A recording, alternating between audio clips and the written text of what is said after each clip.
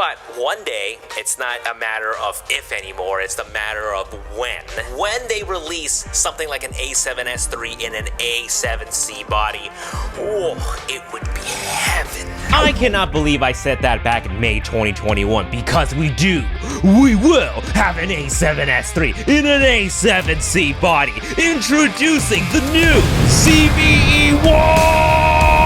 The smallest, lightest, full-frame interchangeable lens camera, capable of shooting 4K 60p, S-Log 3, 10-bit 422, 15 plus stops of dynamic range, insane low-light capabilities, easy cinematic vlog mode, and the latest and greatest AI subject recognition autofocus. This excites me on a personal level because this is something that I've been waiting for the last 3 years. FX3 what? A7R5 who? No, ZV-E1 baby. I haven't bought a new camera in the last 3 years since the A1. Don't fact check me on that. But seriously though, I've been using my A7S III and my A1 as my daily drivers for the last several years, and I've always said, the moment Sony drops a small, full-frame camera that can shoot 4K 60p, I'm getting it. In fact, I am buying two. Wallets cracked open, let's go. We'll start off with the look and feel first. The smallest, lightest, full-frame interchangeable lens camera. Just 483 grams, but it packs a punch with all the specs that it has. It feels good in my hands. I got small Asian hands, so I got a nice solid grip on it. And even though it's slightly smaller than an A7C, it feels like there's a little more to hold. And this is the type of body that's gonna feel really good if you use small full-frame lenses. Medium-sized lenses will be okay, depends on the weight. Something like a 24-35 G's Master f1.4 won't be too bad. Sigma Tamron 20-70 won't feel too bad either. But anything like a 24-70 G Master and beyond, you will have that uncomfortable tilt. Goes without saying, but this is going to be excellent for gimbals, and I'm heavily considering grabbing a second body where it's just permanently glued to my Ronin RS3 Mini.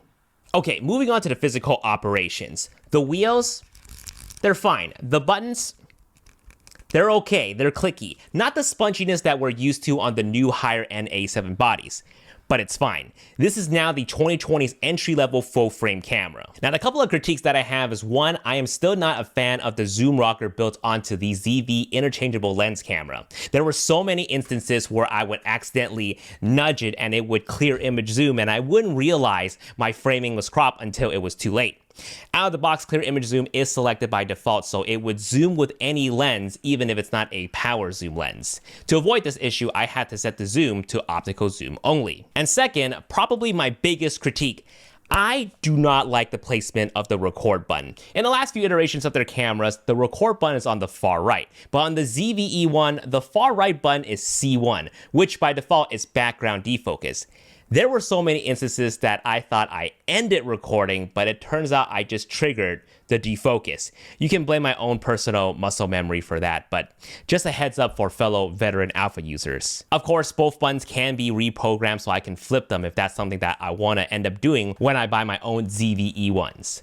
Moving on. Huge fan of the ticker style to choose between the different shooting modes as opposed to the more traditional dial where I would often find myself having to twist more than I need to get to a specific mode. For most of my shoot, I prefer aperture priority for photo anyway, and video is always going to be manual. If I need to change their shooting modes, I can do it within the menu, and it's really easily accessible. Next up, screen. It's a flip out style, great for selfie vlogging and for vertical shooting. Screen quality. It's nice and clear. It retains really good colors and contrast even when you enable sunny weather, which raises the brightness of your screen. With that said, it still can be a challenge if you're shooting outdoor on a bright sunny day. However, that can be set with any cameras, but at least with some of the other ones, you have an electronic viewfinder that you can peek through that blocks out the external light so you can see better. And this is something that Vivi and I heavily rely on because we're always out shooting so much. Season 2 of Travel Gone Vong is currently in production, by the way. If only Sony could just make their detachable viewfinder work with the ZV and FX camera,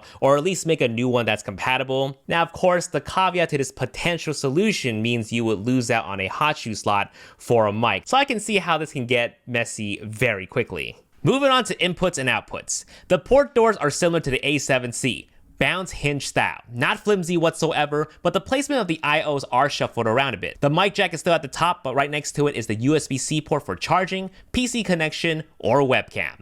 And speaking of webcam, you can now stream 4K 30 frames per second. Middle slot is for one SD card only. Now, as far as I know, it doesn't support CF Express Type A cards, nor does it really need to for the intended audience. A fast Sony G TUF card will be enough to do 10-bit 422 SI video recording, which is the highest video quality possible. Now, minor quirk, you just saw me struggle earlier, but they flipped the direction of the SD card insertion from the A7C. And the way that it goes in now is that the front of the SD card has to face away from the sensor. So be careful to not jam your SD card in if you're used to the other way around. Again, probably a personal muscle memory problem. I just did it again. On the bottom, we have a headphone port and micro HDMI. Over on the top, we have the ZV exclusive 3 capsule onboard mic, which offers better audio capture as opposed to your usual onboard mic from other non-ZV cameras. We'll have a listen later. Continuing on, we have the multi-interface Hotshoe that allows us to use compatible Sony mics that can take advantage of this tech without the use of traditional 3.5mm cables, such as my favorites, ECM B1M and the B10. I know, the model numbers are terrible, but for simplicity's sake, we'll just call them the Sony Digital Shotgun mics, long and short. Also available in the Vienna Sausage Edition. For battery, it takes the bigger Z battery, the now standard for Sony full frame. More juice, more power, what's not to love? Now, as far as I know, the battery door doesn't seem to be removable, but they have this tab right here that allows a cable of a dummy battery to pass through. Now, speaking of battery, I doubt this comes with a battery charger, so make sure to pick one up. Otherwise, it does charge via USB-C. The ZV-E1 is rocking the modern menu system. For simplicity's sake again, we'll just call it Sony Alpha Menu 2.0 because it's 2.0 to me at least. And I will have a detailed menu setup guide coming out for this closer to the launch of the camera, so subscribe and stay tuned. Now on the shooting screen, these settings can be interacted by touch. You can do swipe gestures. Swiping on the left or right side brings up the on-screen functions. Swiping from the bottom brings up the quick function menu. I know it seems a little redundant since we have physical buttons here that can do the same thing, but this camera caters to 2 different operation styles, one for pure touch and the other for pure button pushing. But you can actually mix this up. Now that we have buttons on the screen, we can actually reprogram the physical buttons here to do something else, which makes this camera a lot more customizable. But as far as I know, the on-screen buttons themselves cannot be reprogrammed or shuffled around. Now, I may have small hands for that grip, but apparently I have fat fingers because sometimes when I'm adjusting the settings on the screen, I would accidentally tap on the bottom parameter settings and it would axe me out of the initial setting that I was messing with before. Thankfully, in the menu, you can actually turn off touch for the footer menu. That's what they call it. And while here, you can adjust the other touch settings as well. Now, for folks who are used to adjusting camera settings on a smartphone via touch, the E1 has a very similar feature built in called My Image Style. Out of the box, the camera shoots an intelligent auto, so in the corner of the screen, you'll see these little sparkles. Tapping on it brings up a platter of options: defocus, brightness, color, and filter profiles. And you can change each of these parameters via the adjustment slider, so if you want more of a blurry background or the image to look brighter, you can do that without needing all the technical know-hows of operating a proper camera. So this makes it really easy to get the look that you want. All right, so let's talk about video quality. Thank God we have 4K 60p. No crop at that, because I swear to God, if they had launched another camera in 2023 without 4K 60p, I would have rage quit. This is what I've been waiting for more than 3 years now. A small, compact, full-frame camera that can shoot 4K 60p. I don't care about having dual SD card slots. I don't need no bigger grip or full-size HDMI. I don't need no 10-bit 422. I just want a small, full-frame camera with in-body image stabilization that can shoot 4K 60p, no crop, with their state-of-the-art autofocus. That's all. And for years we've been missing that one key element: 4K 60p. But now we finally have it. While it's at butt cheeks wide open, I am copping 2 units, boys. One in black and one in white. Okay, all right. I think I got that out of my system. Let's move on. Now, 4K 120 and 1080p 240 are possible, but it's coming later via a firmware update, so that's even more good news. I personally don't shoot 4K 120 that often, so that's just a bonus to me. Quality-wise, flippin' amazing. Full pixel readout without binning, and I'm not getting crazy rolling shutter either. And we can shoot up to 600 megabits, all-eye 10-bit 422 with 15 plus stops of dynamic range. Oh, geez, they really didn't have to go this hard for a ZV camera. So this would make a great A, B, C, D, E, F, G all the way to Z camera. I don't know, man. Someone out there is probably running 26 cameras at the same time. There are 26 letters in the alphabet, right? I don't know. Been in Japan for too long. But it will match up nicely with their higher-end, pricier cameras like an A7S III or an FX3. We have S-Cinetone, we of course have S-Log 2 and 3, and you can ingest your own LUTs into the camera. So really, you have a lot of freedom of expression here. But if you don't care about any of that stuff, then the Jason Vong picture profile is still just as good. You ready? You ready? Here comes the settings, all right? It's no picture profile, creative style on standard, dynamic range optimizer on auto. Boom! Colors are amazing, skin tones are off the chart, and best of all, you don't even need to set it. I already told Sony to put it in by default for you. You're welcome. But if you're somebody who's not looking to get into Hollywood, but you still really want that cinematic look without needing to spend a lot of time and energy learning how to expose S-Log properly in order to grade well in post with confusing color curves, there is the new Cine Vlog mode, and I really think this is going to be a fun mode for anyone to try.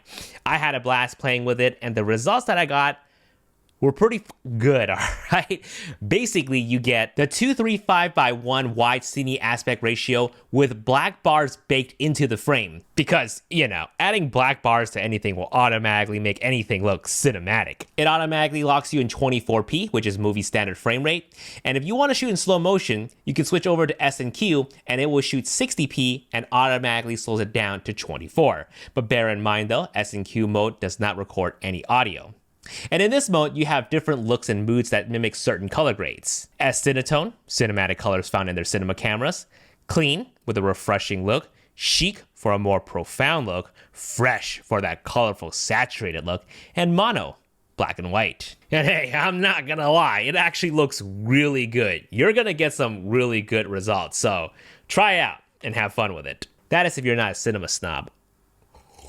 Moving on to low light. Although Sony isn't outright saying it's the same sensor as the A7S III and the FX3, wink, wink, wink, wink, wink, 12 megapixel back illuminated sensor up to 409,600 ISO. I mean, come on! What? Entry-level full-frame camera with an A7S III sensor? Baby of a low-light beast of a camera. So, I ran a test against the A7C and the A7S III, and for the most part, the A7C kept up fairly well. In fact, at the earlier ISOs, it looks sharper because it has the 6K sensor downsampling to 4K. And right around the 12,800 mark, there was a noticeable loss in sharpness with the A7C before completely dropping out the race at 102,400. ZV-E1, as we suspected, kept up neck and neck with the A7S III. Even the noise and grain at their max ISO of 409,600 seemed identical. Again, they really didn't need to go this hard. A 24 megapixel sensor like the A7C would have been fine, but hey, I would take better low light performance any day. Now, I have an interesting find. Supposedly, you can't shoot in 4K with APS-C lenses. The option for Super 35 mode is grayed out. However, there is a well-known hack in the A7S and FX3 community where you just use clear image zoom to zoom out of the vignetting. But in doing so, you're only limited to center autofocusing. But with the E1, even if you clear image zoom with an APS-C lens, you still retain all of your autofocus capabilities, including face and eye autofocus and touch tracking autofocus. That is mind-blowing to me. That just expands the lens compatibility with this camera when shooting 4K because clear image zoom is not the same as digital zoom. Digital zoom, you zoom in, you see stretched out pixels, but clear image zoom uses some type of algorithm to help keep your image looking clear. And in case you're wondering, yes, this camera can take 12 megapixel raw photos, which I know sounds very little compared to 24, 33, and 61, but I've honestly taken some of the best photos on my 12 megapixel A7S III for the last few years now, and they look amazing. Sure, you don't have much room to crop, but for social, 12 megapixel is more than enough. However, this camera does not have mechanical shutter, only electronic. I don't know if it's a way for them to shave off the weight, but fair enough, this is more of a video-centric camera more than a photo camera. Autofocus. Not going to spend too much time on this. Sony autofocus has always been amazing, and I haven't noticed anything too out of the ordinary in my shoots. But the new thing to keep in mind, though, is the AI subject recognition autofocus. It's pretty insane. It was first introduced in the A7R5, and I kind of caught it. I knew subsequent models would be getting it. It can now track humans, animals, birds, insects, cars, trains, and planes in both photo and video. And for humans in particular, they have an AI pose estimation which can guess where the eyes are even if it's covered or when the human is turned away. But the whole AI processing unit in this camera goes beyond autofocus. So new to this camera is AI AutoFraming and AI framing stabilization. So AutoFraming is really designed for solo creator in mind. When enabled, the camera will frame the subject in the center. So if you're off center, the camera will crop in and center you. And you can decide how much it crops into based on large, medium, and small options. You can also set a 15 or 30-second interval in which it will mimic a constant zoom.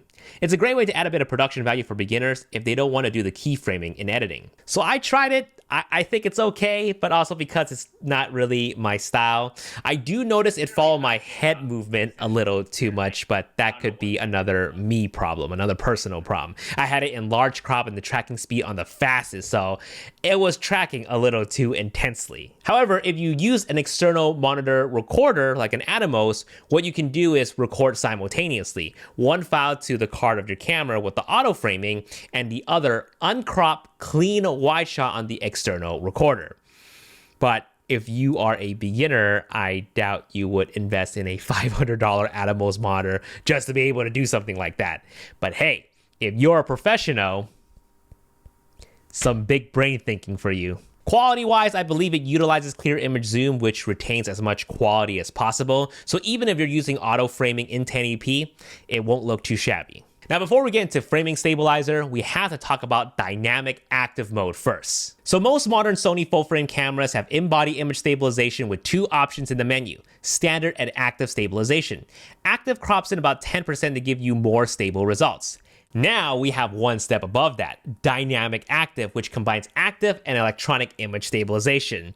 It does crop in a hell of a lot more, but you can literally walk with this camera and get some passable results. And I say passable because you do see that compensation shift in your footage. Not quite like a motion blur, but a digital frame blur, if that makes any sense, because it's trying to keep your subject of interest as stable as possible. It won't quite replace a gimbal, but in a pinch, pretty damn helpful. And for its intended demographic, it's gonna be a lifesaver. Now, because it crops so heavily, this feature is probably best with an ultra wide angle lens. So with dynamic active stabilization in mind, framing stabilizer helps keep your subject at a certain position on the screen. Now, by default, it'll keep them in the center, but you can also lock them to one side of the screen. Again, helpful in a pinch if you're following a subject. In my opinion, framing stabilizer only works well if you are also trying to keep your subject on your ideal side of the frame. For example, I was following Vivian here and I locked the position on the left side of the frame, and it keeps up with her fairly well. She stayed on the left side for the most part. But in my next go around, I would lock her on the left side of the frame, but as we're moving, I was forcing the camera to put her on the right side. And of course, the result, she wasn't on the left as much. I mean, it was a stress test, nothing scientific. This is designed to improve your chances of getting the shot, not a miracle feature where you don't have to try anymore in life. So the 3 capsule mic on the ZV-E1 has 3 directivity, front, rear, and all direction. All right, so this is the front microphone directivity. We're gonna have Vivian respond behind the camera now. Hi everyone, this is Vivian. It is a nice, beautiful spring day right now. My name is Jason Vong. We currently have the rear mic directivity enabled right now, and I'm talking in front of the camera. Vivian, why don't you go ahead and say something? Hi everyone, it's Vivian. It is a beautiful spring day. My name is Jason Vong. We're testing out the all direction mic directivity. We got Vivian in the back. Why don't you go ahead and say something, Vivian? Hi everyone. Today is a nice, beautiful spring day. Now, one of the new features of this camera is that when it detects a face in front of the camera, the mic directivity switches to the front. But if I walk away... Oh, hi, it's Vivian. Jason walked away, so I'm gonna be talking from the rear. And now I'm back. The face autofocus should be kicking in, and I'm talking right now, so it should switch to the front directivity. Now, as good as the 3 capsule mic might be, nothing beats a directional shotgun mic like the one that I'm using right now, the ECM B10. Okay, I'm gonna blaze through some miscellaneous stuff here. There is S&Q mode, S&Q stands for slow and quick, and the UI is presented a little differently. There's also a video time-lapse mode now that is very reminiscent of the PlayMemories time-lapse feature way back in the day. As it implies, it shoots a time-lapse and spits back out a 4K video right away, as opposed to the interval shoot function that shoots raw photos only, and you would have to stitch a time-lapse in post. The E1 also has focus mapping and breathing compensation, just some of the latest video features found in the more recent Sony cameras, and Sony is really pushing their gear to be more accessibility friendly with a screen reader option. Dial customize. Operation customize. Okay, moving on to recording tests and overheating. When you first turn on the camera, or after a factory reset, it will ask you to select which temperature mode you want the camera to be in. Now, most of you watching will be familiar with the auto power temperature option, and selecting high raises its limit, allowing the camera to continue recording longer even while it's running hotter. And after some time, it will power off to prevent itself from overheating. And I do recommend having this on high, just in general. Now for this test, we have the A7C and the A7S III for comparison's sake, all shooting 4K 24p, all having the same 64GB tough cards, and all using default Sony batteries, no third-party ones. And none of these cameras here have a 30-minute recording limit, by the way. On the E1, it got through one whole 64GB card, no problem, but about 14 minutes into its second run, the heat signal popped up. After 33 minutes into the second run, the camera turned itself off with a message saying it needs to cool, totaling about an hour and 50 minutes of 4K recording. Now, the new bigger A7 cameras have body designs with better heat dissipation, and during my test, the A7S III felt a lot cooler to touch in comparison. No heating symbol ever came up. It recorded until the battery died, same goes for the A7C. With that said, the ZV-E1 running for an hour and 50 minutes is still very impressive, more than what I would need it for. We've been out here capturing cherry blossoms here in Japan, been on all-day shoots and never had any issues during my intermittent recordings. I've probably cycled 2 to 3 batteries max on a 9-hour day doing a mixture of photos and 4K 60p videos. At no point did the camera ever overheat, nor even the heat signal warning ever popped up. But if you're doing one-off, really long recital recordings, hour-plus wedding ceremonies, or 3-hour-long live video podcasts in 4K, just keep that in mind that it does have a stopping point. And finally, price. It will be $2,200 body only and $2,500 with a 20 to 60 kit lens. Ooh, that's steep. That's steep for the demo that they're marketing too. 2,000 plus is a bit hard to swallow, especially with the ZV-E10 being one tier down, is only $700.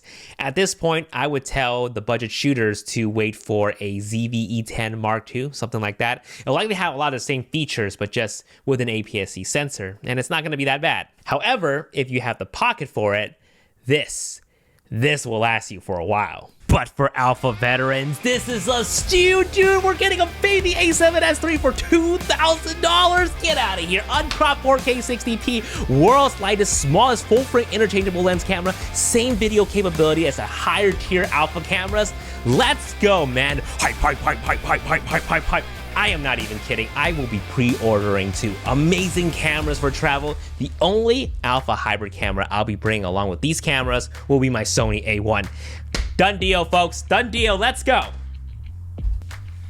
And again, I will have a setup guide for this camera around May, so sub and stay subbed. If you found this video helpful, you like what I do, you want to support the channel, then consider helping me fund for both my ZV-E1s via a super thanks. Or simply stick around and listen to what my sponsor Squarespace has to say. Squarespace is an all-in-one platform to create beautiful websites. No coding knowledge whatsoever. Perfect for people like me because I just want to make YouTube videos for you guys and not have to worry about coding my entire website. Simply just select one of their templates to get started. Every aspect is easily customizable with their drag and drop feature. Whether you're in need of a portfolio, an e-commerce store, or even a simple blog, design it with Squarespace. Use my link down below to test it out, and when you're ready to launch your first website or domain, use my code JASONVONG to save 10% off. Guys, thank you so much for watching. I'll see you guys in the next video. Peace. Let's go. Well, hello there, hybrid shooters. You know, on this channel, we do a lot of camera-related reviews, right? Producing countless photo and video tutorials on top of that. And to get these amazing and unique samples, you know we do a lot of traveling. Lots of traveling. But what you don't know is the pain and suffering that goes on during those travels. Well, that is about to change. So join us as we battle against the crowds, the clouds, and the cows in our brand new photography mini-series, Travel Gone Vong. Travel Gone Vong. Jason's breaking down. Oh no. Life moves pretty fast. You don't stop and look around once in a while, you could miss it.